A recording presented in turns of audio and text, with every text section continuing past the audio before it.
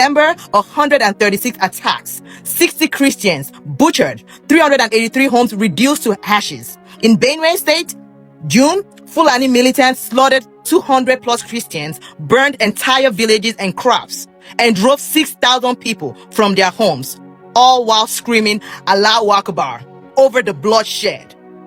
And for what? Religion. Over and over again, is being used as the excuse for murder, hate, and destruction. I am sick of it. Religion has caused more harm than good, and the people who hide behind it to justify evil are exactly that. Evil. So, Christian Association of Nigeria, I just read that you guys have gone to the media, as expected, to dismiss the claim of Christian genocide in Nigeria. I read that. I wasn't told, I read it. One Abimbola from Christian Association of Nigeria has gone to tell the whole world that all of this is just noise. It's just some foreign actors trying to undermine the government of the day. Yes, you can fight against terrorism, help and support, let's fight terrorism, but all of this thing, it's not true. The terrorists, they kill everybody. You know as much as I do, yes, terrorists kill everybody. They kill Christians, they kill Muslims. But there has never been any question, any doubt whatsoever as to whether Christians are being systematically eliminated to the point of genocide in this country called Nigeria. There has never been a question. Because you don't have the figures. I posted the figures recently because you guys will not go and take your time to get the numbers of casualties. Some other people did it for you. As at this year, 2025, it's about 125,000 Christians and about 60,000 Muslims. And you tell me there is no Christian genocide in Nigeria? And yet Nigeria is about the worst place to be a Christian? And yet Nigeria recently became the country with the worst life expectancy? And you tell me Christian genocide is not happening? You guys are cursed. You know, the Christian Association of Nigeria has been a very active and vibrant arm of any government that is in power. You guys have never in your lives been on the side of Christians. You have never openly made any major move to say that you are angry with what is happening to Christians in Nigeria. I've never seen any move, no action. You are Christian Association of Nigeria. Tell me what time in the history of your formation, especially since Boko Haram had dawned on Nigeria, that you guys ever took a decision and made a move to challenge the government narrative or position on the killings. Not once. And today you are here again defending the actions of the government of the day. At the time that people are being killed, Christian villages, Christian farms are being completely taken over by terrorists. When they kill some Muslims, you'll be like, oh, but they're killing Muslims too. So because of that, there is no Christian massacre, there is no Christian genocide. Christian Association of Nigeria, I hope and pray that Christians all over the country, Nigeria, will know that you guys are not Christians. That even if you are fake Christians, and that you are not there to protect or fight for the interests of Christians. I said it on record. And we can go back into memory lane and look at all of your antecedents, all of them anti-Christian. You guys are a curse on the body of Christ. And all I can say is, may the God of heaven rebuke all of you one by one. You see, because of tribe and politics, you will not whitewash something that is going to affect so many people, even if the foreigners who are campaigning against this government for their inaction over Christian massacre, even if they have an ulterior motive, even if there's something else they have in mind. Why would you stand there and sugarcoat something that is known to even an unborn child, that there is a massive unfolding Christian genocide in Nigeria? We don't need Americans to tell us. Are you guys sick in your minds? You stupid things and claim you are Christian as well. Christian who?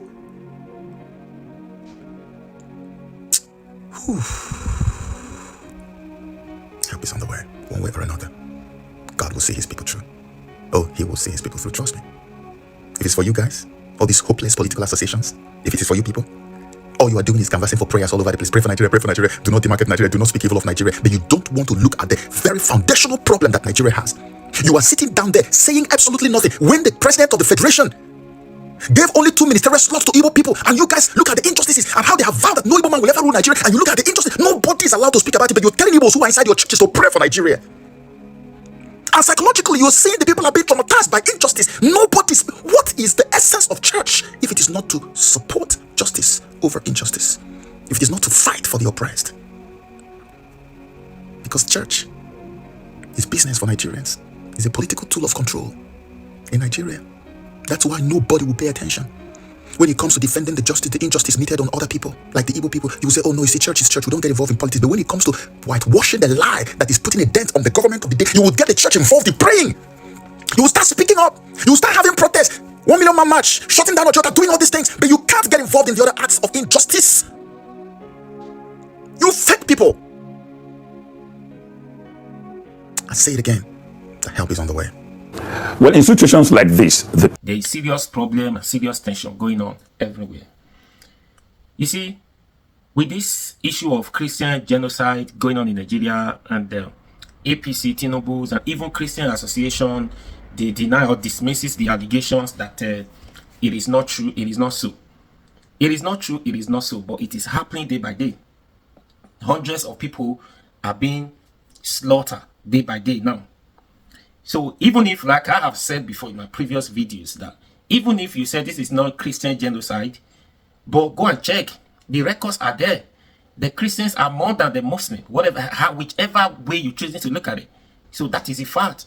So when it's becoming too much, even if there are some Muslims, other religions that have been affected, but Christians are the the numbers of Christians is way higher than other numbers. That's why they say it is a Christian genocide. So what do we need? Do we need to argue it is Christian, it is Muslim?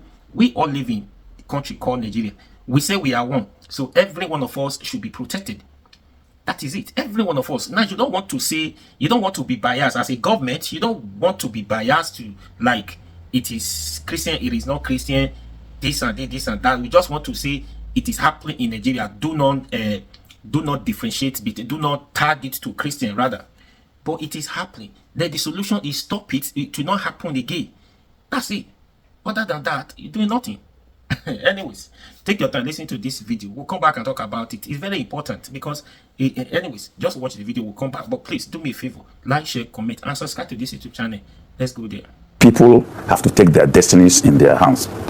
Of course, the government has missed completely the steps to governance, and they have politicized governance as early as just a year into office. So they are already distracted, and they are more concerned about 2027. Now this destruction has created a lot of panic, and this panic is the reason why they are more interested in getting people to come to the party in government. They are holding endorsement ceremonies, they are holding wedding and funeral jamborees where Nigerians are mobilized in huge numbers to turn out and receive the president, just to try to confer legitimacy which they do not have. But in real sense, they could have done better with governance and score better mileage than what they are doing today. Basically, if the government review its economic policy and align it with social realities and discover that there is a misplacement of priority, it will adjust. And the adjustment will trickle down to the living conditions of the people. And the people will actually feel it. But these same people who were mobilized with 5,000, 10,000 buses were hired in millions and billions to bring them just for a less than 2 hours event, went home hungry. Now, does the opposition offer an alternative? I've said this several times. 2027 is not about the party in government or the opposition. It is going to be we versus them, the people versus the government. And this has been corroborated. You think it's a foregone conclusion that the people are with the opposition? No. The people are still, in fact, the people are more interested in monitoring what is happening. They will place their trust, certainly, in certain persons, whether in the opposition or in the government, to decide 2027. And I corroborate this with the unfolding events in places like Nepal, Madagascar, Congo, Morocco. These are people taking their destinies into their hands when they become desolation. Now, I don't, as a patriotic Nigerian, pray that we get to that. My prayer has always been that, government should be able to manage the situation very well and safeguard our democracy and protect our people. And talk to me about what we're seeing right now as far as the players in the conversation are concerned. The former president, Goodluck Jonathan, is back in the mix. He's been stealing most of the headlines. I'm not sure stealing is the best way to describe it, but he's been getting all of the headlines right now, all of the attention from the presidency, from Nigerians, from analysts who are weighing his chances of pulling off an offset. What do you make of his name in the arena? Well, Jonathan is a political phenomenon in the Nigerian context as it is now. This is because those who succeeded him now gave him better and higher opportunity as an option in determining the current challenges. Because if you look before the entrance of Jonathan, Atiku was a phenomenon.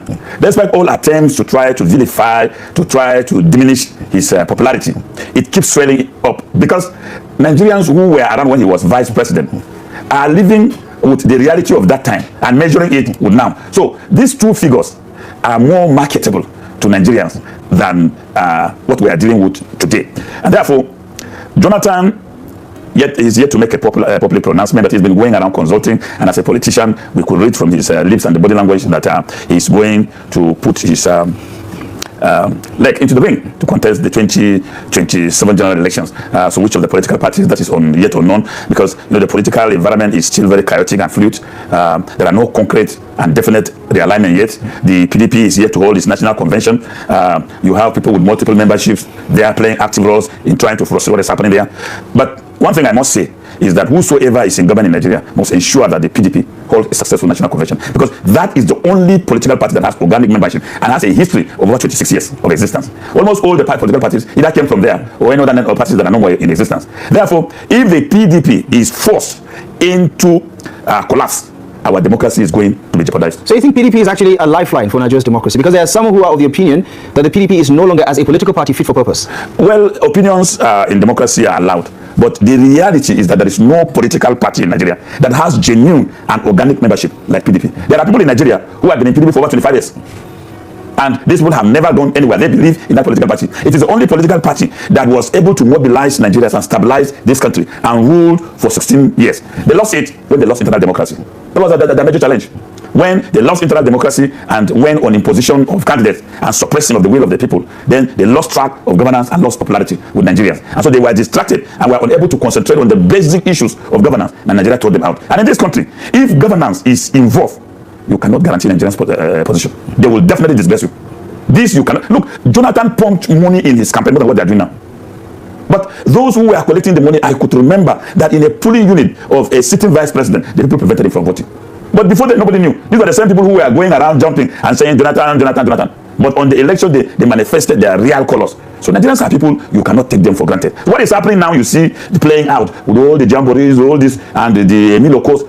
Wait for Nigerians. If the president does not alter his policies and continue to listen to this army of press singers and propagandists, it will be into a very big shocker. The presidency, or the president and the people in power, the people in the ruling party, believe that their analysis fairly captures the feelings of Nigerians when they talk about the current economic trajectory right now. So if we have to juxtapose your opinions and the opinions of people on the opposition side and the opinions of the government and people in power, which one do you think resonates with Nigerians right now? Well, obviously you're biased to your opinion, but yeah, I agree with you. But I speak objectively. You see, what resonates with Nigerians now is their present condition. Now, as at last week, Kwara was relatively stable. Today, from the reports we are having, over 16 local governments already have been under the persistent attacks of terrorists and displacement and dislodgement of people. You can see now the advancement of insecurity now down to the southern part of Nigeria. You cannot talk about places like Kogi, Niger, Kaduna, Plateau, Benue, Zamfara, Katsina, Sokoto, Kebbi. Now, will these people in these states I've mentioned, and these are swing states, these are states with heavy vote capacity, and the people are undergoing these terrible experiences. You think it will be in their interest that they should continue to support a government that will turn a blind eye to their predicament while they lose their ancestral homes, even when you know how ancestral homes are quite significant to Africans. But Barrister, how is this situation any different from what happened in 2019 when people like you were campaigning for the re-election of late President Muhammadu Buhari? I mean, those times we also had similar security concerns. I mean, some of the worst attacks happened in the build-up to 2019, right? So how is this particular situation any different? Well, I may be guided, but let me be very honest. In 2019, the security situation were far, far better than what we're discussing now. Because I campaigned in 2019 by road. I spent 3 days in Bukuyum in Zamfara as a sitting minister. Today, I cannot even travel to Gusau. In 2019, of course, there were challenges. But you see, we should give to late President Muhammadu Buhari credits of certain things he was able to achieve. The security situation when he came in during his first tenure, he actually dealt with the situation. That led to the recovery of over 21 local governments in the 3 states.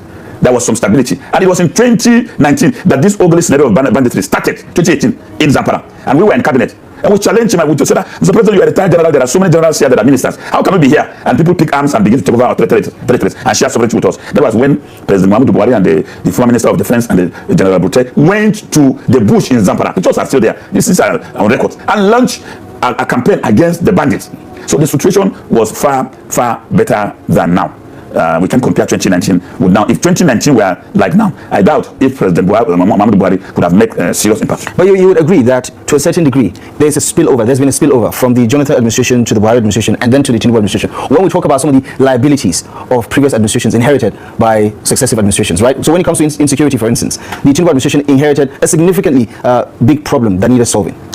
This is not disputable. Section 315 of the Constitution is very clear.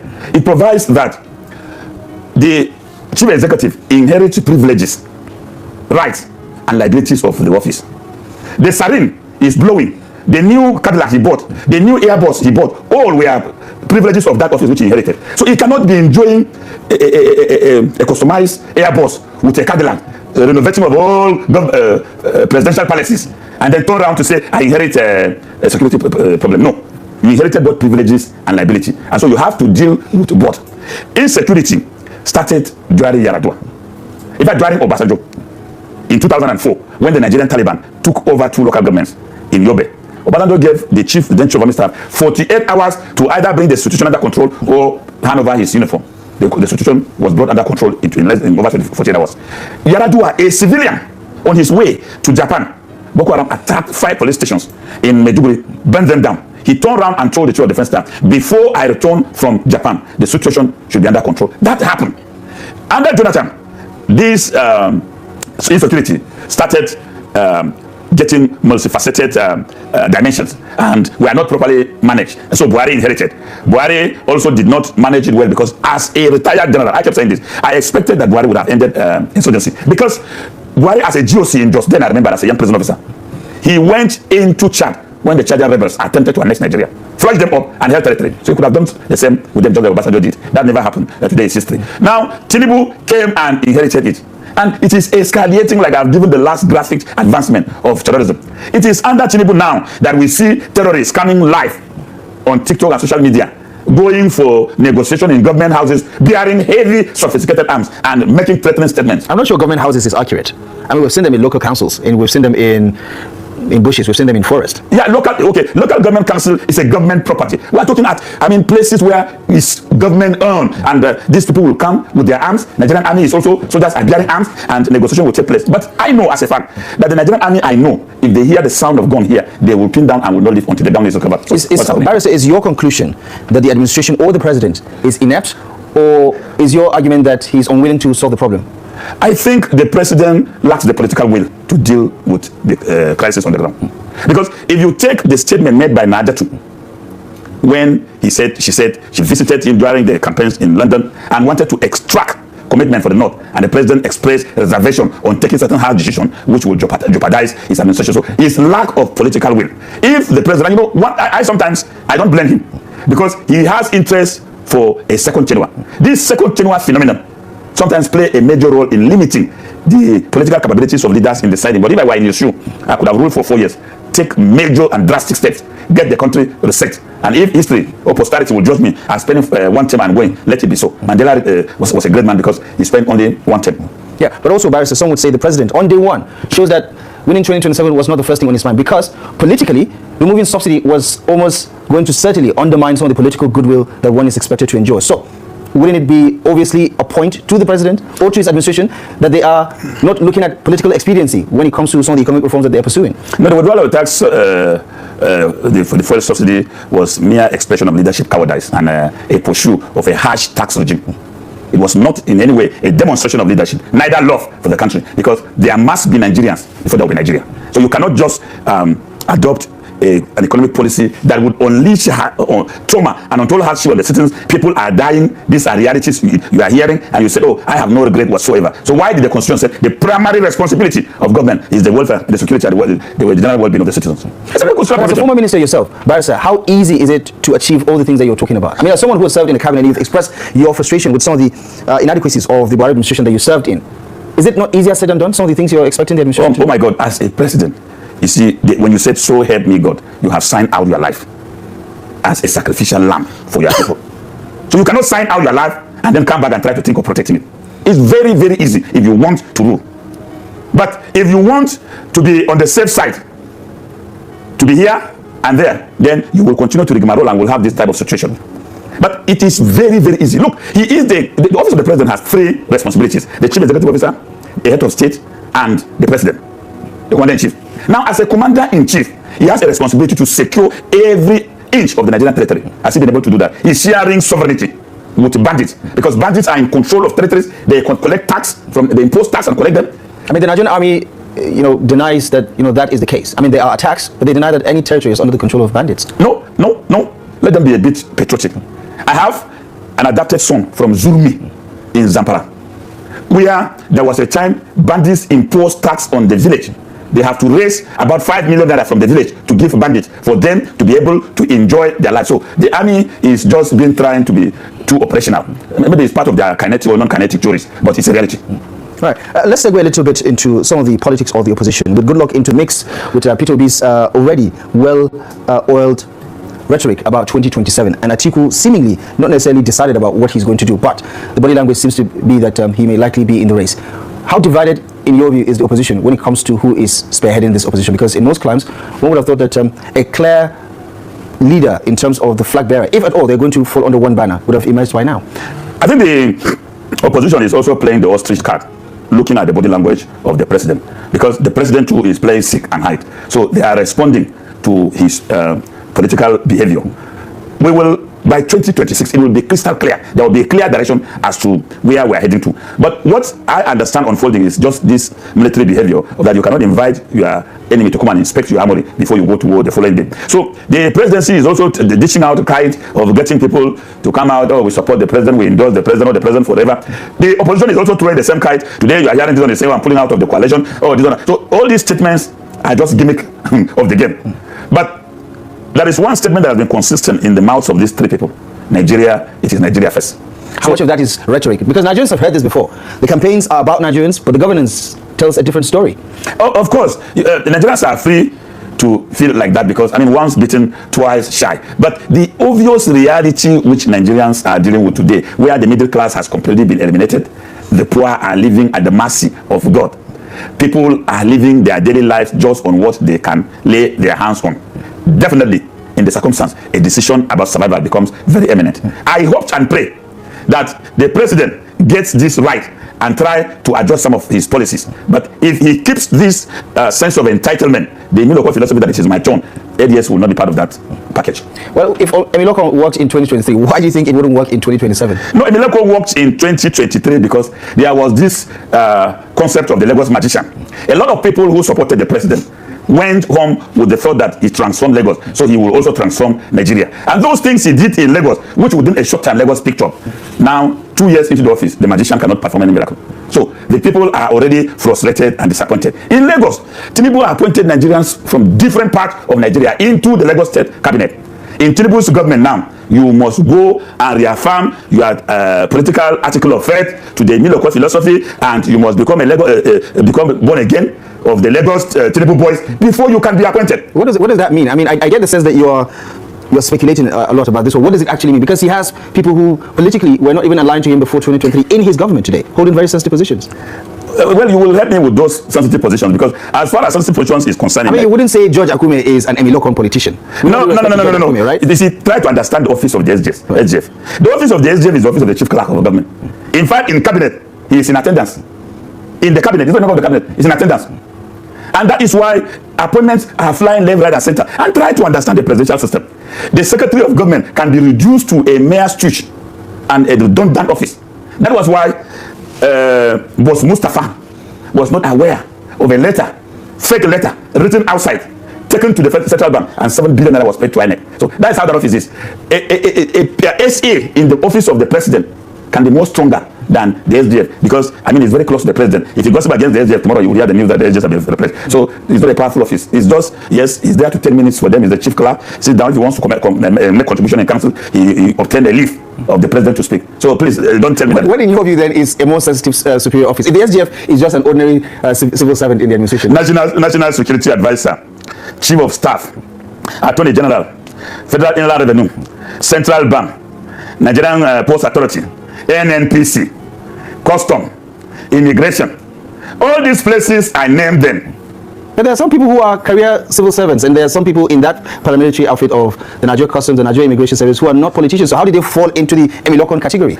Or is Emilokon just anybody who is Yoruba in your view? No, Emiloko is not Yoruba. Emiloko is a branch of political philosophy of Mr. President, of those who believe in wearing, when you repent and confess your sins, you'll be given that cap to wear, and you will be trained how to sing the hallelujah of the support of the president. The Emiloko are people whom the president has been with, the Lagos boys. Those who have been with him in Lagos. And not everybody that is in Lagos, there is a Emiloko. So it's not a Yoruba issue. It's not. Okay, let's segue a little bit and talk about more poignant issues in the polity. Earlier in the day, the House of Representatives had a session regarding some of the constitutional amendments ahead of, well, the 2027 election is used as a backdrop, but IPAC made some positions known around what needs to happen regarding electoral reform. One of those requests or recommendations is that we don't need state independent electoral commissions, we need to scrap it, and INEC needs to take over council elections. But doubling down on that, someone who I believe you're familiar with, former minister and former state governor of Osun State, Ralph Aribeshola, says there's no need for INEC to be under one person, suggesting that there's a need to unbundle INEC, right? But there's also the call for the president to not be the sole person who can nominate or appoint, as the case may be, the person to head the electoral umpire. What are your thoughts about some of these recommendations and opinions that are shaping the conversation around electoral reform? Well, I don't have problem with electoral reforms, but the problem with electoral reforms in Nigeria is that the lack of institutional capacity to implement the reforms. So, which of that reforms will still end up the same way if there are no institutional capacity. Now, back to the issue of unbundling of INEC. I do not even believe that INEC should be nominated. I believe that INEC should be the bastion of democracy, and everybody there as a federal commissioner should be elected. Elected by who? Let's use option A4. You want to be an INEC commissioner, go to your ward and contest. If you are elected as a commissioner in your ward, you come to the local government, contest election. The chairman of the electoral commissioner for the local government will be elected. The local government this thing should go to the state from electoral college, elect the rec of that state. The rec of the state should converge at the center and elect INEC chairman. That is what we can talk about. Wouldn't that be politicizing the electoral commission? Because if it's now a political process of electing commissioners, how are we supposed to differentiate their political interest when it comes to general elections? Then why do we expect them to give us democracy? When you cannot give what, no, you cannot give what we do not have. Right. You cannot give what we do not have. They are aliens. They are strangers to democracy. So how can they give us democracy?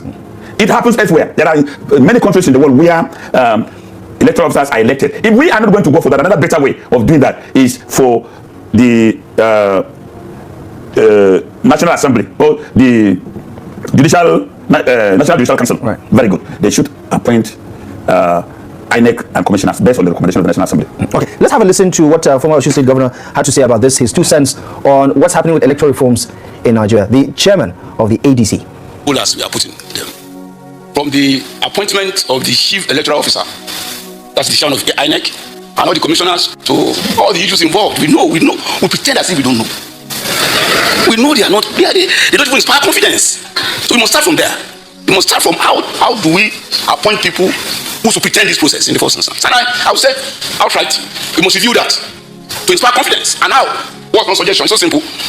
Let parties with at least 5 members in the National Assembly nominate people that will be at the helm of affairs in INEC on equal basis. It's as simple as that solves all the issues. If the parties now betray themselves to allow one of them to run away with it, fine. Former Governor of Osun State and former Minister of the Federal Republic of Nigeria, Ralph Aribeshola, they're speaking. This is earlier chairman, but he's actually the secretary of the African Democratic Congress. They're speaking about what best, according to him, should be done to address some of the gaps in Nigeria's electoral system. As far as electoral reforms are concerned, what do you think about that idea? Parties with at least 5 lawmakers nominating somebody in various positions into the Electoral Commission. You think that's a good idea? No, I would only agree to the extent that it should be the registered political parties. Because, as you said, parties with 5 members in the National Assembly, that is discrimination against other political parties. They are political parties too, that their manifestos would have not yet gained popularity with the people. So why do you need to isolate them or exclude them from participating in determining the credibility of the election which they are going to participate? So preferably, it should be the political parties that should nominate, and rather those that have members in the National Assembly. There's a big concern that's been expressed, especially by people in the opposition, about who becomes the next INEC chairman, because Professor Mahmoud Yakubu's term is wrapping up in a couple of weeks. By 9th of November next month, he should be wrapping up his 2nd term as national chairman of the Independent National Electoral Commission. Talk to me about where those concerns are coming from, especially from the opposition side. Is there a chance that there is someone out there that President Bola Ahmed Tinubu could nominate for this position that will make you feel, okay, this person is going to be fair? Or is everybody just a suspect? Well, Even if President Ahmed Tinubu appoints Angel Gabriel, we will still suspect him because he cannot come and dance in the moat and return to heaven with his cloth without stem. INEC's problem is not who presides over it. It's an institutional problem. We are in countries where institutions work. Institutions hold leaders to account. When President Trump attempted to scuttle the democratic process in America, it wasn't the political parties. It were the institutions of government that made sure that the right thing were done. So our problem is not who is appointed there, for me as a person, but the institution of INEC is the institution strong enough to implement the whims, caprices, aspirations of Nigerians and deliver a credible election. So there's no way to insulate the institution at the moment, regardless of who is heading the institution, in your view? Well, how do you insulate such institution when the vaccine inoculating the chairman comes from the villa? How do you think the villa runs the show somehow? He who plays the piper dictates the tune. So there is no way. But Jonathan was playing the piper in 2015 and he lost the election. Yeah, he lost the election because it was the guy's last phase.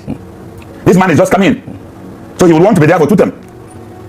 The issue is that even though you don't know who is coming in, you doubt they have integrity. No, the man could have. That's why I made reference to Angel Gabriel. The man could have integrity, but the system has no accommodation for his integrity. How will he deal with technical glitch? How will he deal with it? Those who ordered for the server to be switched, was it Mahmoud? They were interested parties within the system. All these political gladiators have their voice in INEC, and that's why they have their way in truncating things. So it's not about who is appointed, it's about the institution. So if the next INEC chairman is lucky to be a man of strong will and look beyond just being there for one single tenure, put his leg on the ground and embark on massive reforms, inject disciplines in the system, he will succeed. Do you think we're going to get the amendments to the Electoral Act as hoped by Professor Mahmoud Yakubu before 2027? Diaspora voting, some of the other reforms that would legalize uploading of results on the IREF, for instance, all of these other parameters that INEC used in 2023, they were not, quote-unquote, part of the Electoral Act itself. All these reforms are very, very fantastic, but they will not see the light of the day because already political interests have been developed. Even those sitting in the National Assembly over the issue are considering their interest in the election. So Nigerians do not go to make law for the country. No, they measure the content of the law with their own interest. Therefore, you ask them to go and make law that will sweep them out of office, where they have 150 million SUV vehicles to them, and you think they can let go easily? This will not happen. Even if this is done, the state governors will rally around and defeat the issue of scrapping of state independent electoral commission, because that is a gold mine. That is where you can appoint anybody and they will conduct local government elections. All you need to do is to write the names of your friends. Even if voting has just commenced, the state electoral commission can announce winner. I mean, that's all. So you think they will give away that easily, knowing too well that the resources that goes to the local government is controlled by the joint account allocation committee, the local government chairman, who are more or less stooges of the governor. And that is where he has an indirect control, because that is the only place you cannot prosecute any governor and jail him, because he has no direct connection with what is happening there. Correct me if I'm wrong, Barrister. Is it my understanding that you believe that everyone in the system right now is corrupt? No, I don't believe that. Look, good Nigerians are more than even the bad one. The bad Nigerians are a minority. They only have access to wealth and power, and so they distort our reputation and national character. But what I'm saying is that we have institutions of government that are very, very weak. Let me give you an example. When I was appointed a minister, I met a system in the ministry where every year there were budgets for training and retraining of civil servants, but that monies are just paid to civil servants without going for the training. And I said no, it was not going to happen. I was going to pay more, but every civil servant must go for a training to earn the money. It was not popular the first year, but subsequent years they saw the wisdom in it and they popularized it because it was to their advantage and interest. These are the things I'm talking about. If you as an individual could make that change, how about we have the same energy towards the next INEC chairman? Maybe he's going to be just like you, affect the entire system. That's what I said. That first he has to sacrifice the interest of the appointment. Right. He must just do whatever he is doing, whether they reappoint him or not, but let him reject, re-energize, stabilize the system. Okay, very strong. Right, let's have a listen then, segueing into other matters in the polity, where the Vice President, Senator Kashim Shettima, had this to say about the ongoing oil war or oil market war in Nigeria between Dangote and the unions, Pengerson and Nupeng. His 2 cents on what this says about Nigeria and its politics of the internal economy. Have a listen. I wish to call for caution, retrospection, and a deeper sense of patriotism from both the labor and the organized private sector in defining and improving the relationship between labor and industry in the interest of maintaining our steadily improving economic fortunes. It's not about holding the whole nation to ransom because of a minor labor dispute. Nigeria is greater than Pengerson. Nigeria is greater than each and every one of us.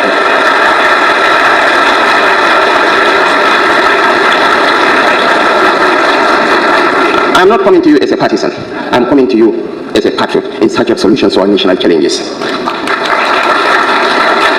I wish to emphasize that in the interest of improving the fortunes, the government is hereby tasking the Nigerian Economic Summit Group in taking more than a passing interest in the matter. The government will expect far-reaching recommendations from the NESG in addressing this issue, even as the government is also taking steps to protect big industry and ensuring industrial harmony for the good of the nation. Right, the Vice President there speaking at the Economic Summit Group earlier in the day in Abuja, his 2 cents on the internal wranglings or the saga between Dangote, Nigeria's foremost, well, some would say the one leading the revolution in the downstream sector, and what we're seeing with the unions over the past couple of weeks, something that has also impacted the cost of cooking gas as well as a marginal increase in the price of petrol. Barrister, your 2 cents there on the Vice President's comments regarding the all-out war between Pengassin and Peng. We believe a truce has been reached, and for now, at least, everybody has, apparently shut their sword. What do you think about how the federal government is managing this internal war? Vice President Shettima has written his name in gold among the great patriots of this country, and he has earned my respect with this speech. And I congratulate him for standing for the country. May God continue to bless him and give him more wisdom. That is how leaders speak on such occasions. I have not been a fan of Dangote and his products, but when Dangote commissioned the refinery, and I did a deeper research about it, Dangote is my economic idol. He has my respect, he has my love, he has my support, he has my prayers, he has my good wishes as one of the greatest Nigerians who took the risk of everything he has worked for in life to try to cure a Nigerian problem. I'm appealing to all those who might misunderstood what he stands for, just like I did before, to give Dangote a breathing space and support. Dangote remained an economic phenomenon in the unbundling of Nigerian civilization. Whether we like it or not, he has taken a giant step. When we came in 2016, President Muhammadu Buhari kept talking to some of us in private that he was going to revive the refineries. But when he realized that it was going to be an impossible task, he listened to the wisdom suggested by Dangote, which led to that refinery which we are having today. It is not going to be easy because he ventured into muddy economic waters. The beauty of it is that he is not a novice. He's well informed about all the intrigues and the risks involved. But I'm appealing to Nigerians that if we are in need of some of our solutions to national problems, then Dangote has taken a giant step. Labour should give him a breathing space and try to understand him. I am a unionist. I will not support anybody who will remove food from anybody's mouth. And I will not support anybody who will trample on the rights of another person. But I think there is a need for engagement of all the stakeholders to understand the vision very well. Solomon Dalong, former Minister of Sport. Solomon Dalong, former Minister of Sports. Yeah, Solomon Dalong. You see, this, oh God. You see, this is Solomon Dalong, former Minister of Sport, isn't it? Yes, Solomon Dalong, former Minister of Sport during Buhari's time. You see, Tinubu's government. You see, the problem is, whenever anybody speaks about this government, what follows, what a lot of people keep on saying, that it is because you are opposition, it is because you are not a party, because this, because that. You never see anything good about Tinubu's government. You don't see anything good about Tinubu's government, this and that. Why can't you talk about what Tinubu has done wrong, done right? Why can't you talk about these things that he has done? What are those things that he has done for people to talk about, and not to talk about the bad side of it? That bad side that we are talking about is what affects you. Is what affects you. Is what affects common man on the street. Is what affects children at home. It's what makes children out of school.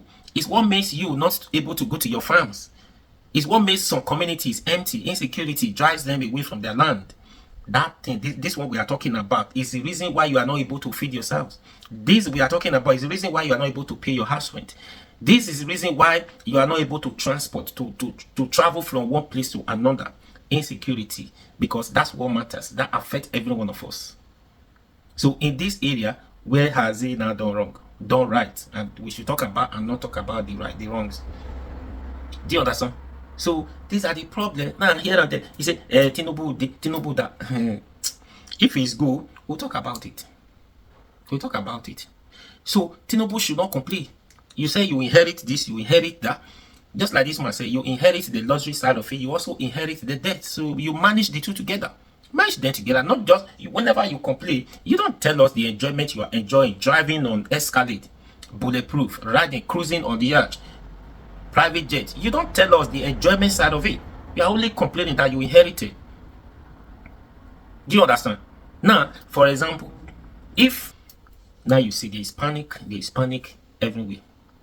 APC, see, for me, all this one they are doing, try to bring everybody to their party. They are wasting their time. 2027, we tell.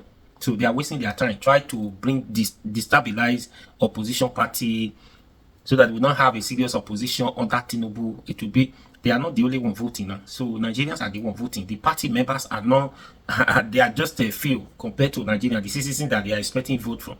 So we are watching and we are going to see. So let's see what this appointed INEC chairman by the APC, let's see what he or she has in stock. Let's see what he's going to deliver, what he's going to do. And let's see. Anyways, what do you think? Please share this video